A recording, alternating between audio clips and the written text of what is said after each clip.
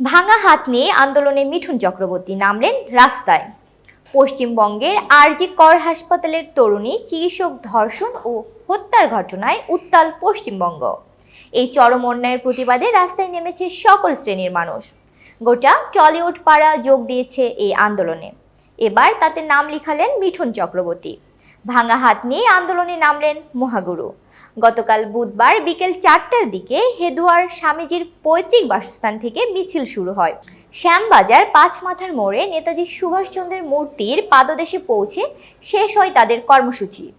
এই মিছিলে মিঠুন চক্রবর্তীকে থাকার জন্য আমন্ত্রণ জানিয়েছিলেন বর্ধমান বিশ্ববিদ্যালয়ের প্রাক্তন উপাচার্য স্মৃতি কুমার সরকার। তার ডাকে এদিন বিকেলে বিবেক জাগরণ যাত্রায় অভয়ার ন্যায় বিচার চেয়ে পা মেলালেন মহাগুরু। এর আগে আরজি করের ঘটনা নিয়ে মিঠুন বলেছিলেন, বাঙালি হিসেবে মাথা উঁচু করে দাঁড়াবার ক্ষমতা হারাচ্ছি। বিগত 1 মাসে ন্যায় বিচারের দাবিতে বাংলার প্রতিবাদী সত্তা দেখে মিঠুনের যেন স্বপ্ন পূরণ ঘটে। তাই তো সেপ্টেম্বর মাসের পহেলা সপ্তাহে শহরে পা দিয়ে মহাগুরু বলেন, এই বাংলায় দেখতে চেয়েছিলাম, এবার নিজেই নামলেন পথে। এতক্ষণ বার্তা বৈঠকের সাথে থাকার জন্য ধন্যবাদ। নতুন নতুন তথ্য ও সংবাদ পেতে বার্তা বৈঠকের ইউটিউব চ্যানেল ও ফেসবুক পেজের সাথেই থাকুন।